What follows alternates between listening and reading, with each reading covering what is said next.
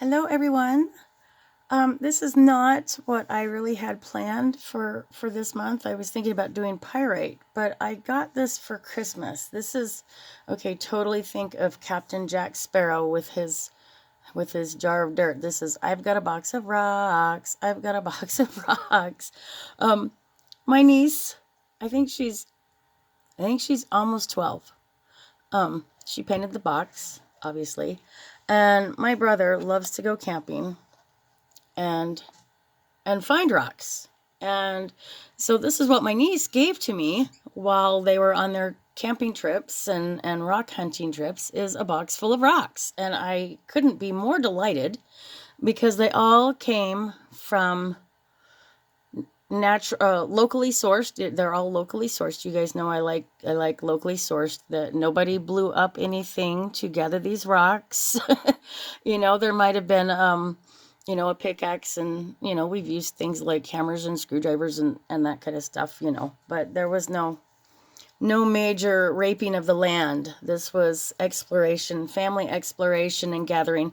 I think that there might be some from maybe Nevada or he said they were all from Utah or closely surrounding. So I don't know what all of them are, but I do know what most of them are. We're going to start with my selenite. This is selenite.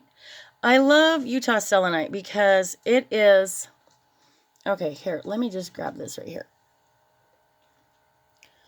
This is what most selenite looks like that you get in the shops around here, and I have no idea where it comes from.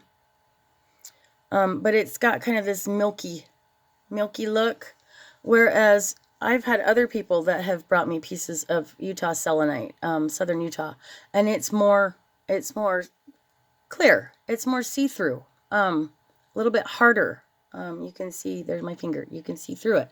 So I love Utah selenite. This is just a piece of fossilized wood. I love fossilized wood. It's very grounding, very grounding.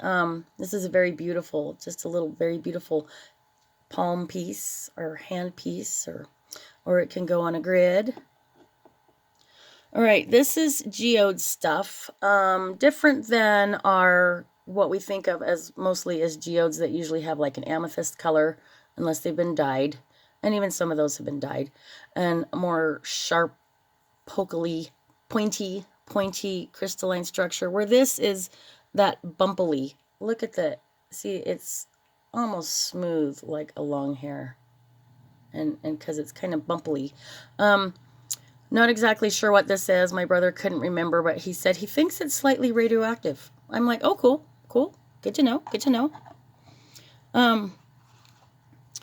What else? This is a very, very fine piece of just quartz, plain quartz. Is this showing up? Is that blurry? There we go. Quartz crystal. Here, if I hold it up like this, we'll put these guys down here and hold this up like that.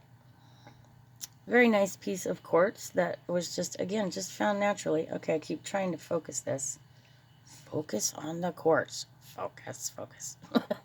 Okay, quartz. This, I'm not sure. This, I'm thinking, is probably also some quartz, maybe like a milky quartz that, as you can see, is very orangey yellow. So iron, has a lot of iron in it. I've been seeing, what have I been seeing? I've been seeing red quartz, but that's not what it looks like. But I just love the energy in it.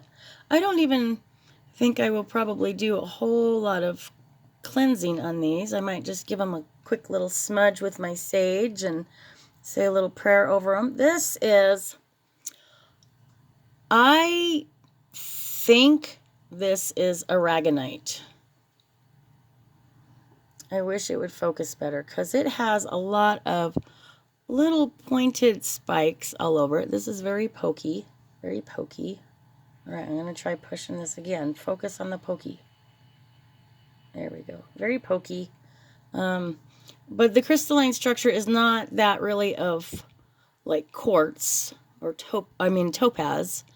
And it does have this reddish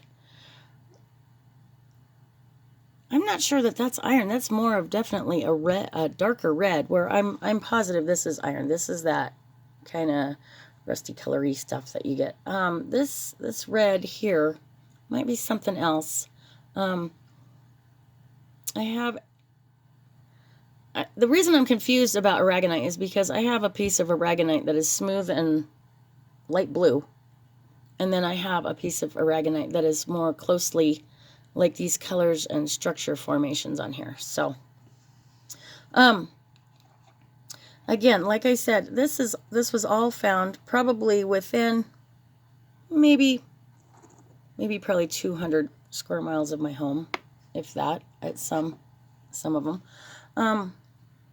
And it's not like they go out for weeks and weeks. They go on little weekend jaunts, you know. So when I was younger and more spry, I would go on weekend jaunts and find cool rocks too.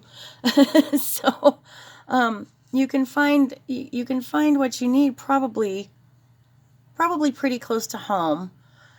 You know, I still do, you know, we still have to support our local little metaphysical shops and stuff. But remember that if you can find it sourced locally, if you can find it on your own, it's just so much more meaningful too. And it's not harming the earth nearly as much as, you know, we've got conflict diamonds and we're about to have conflict rose quartz before long, you know.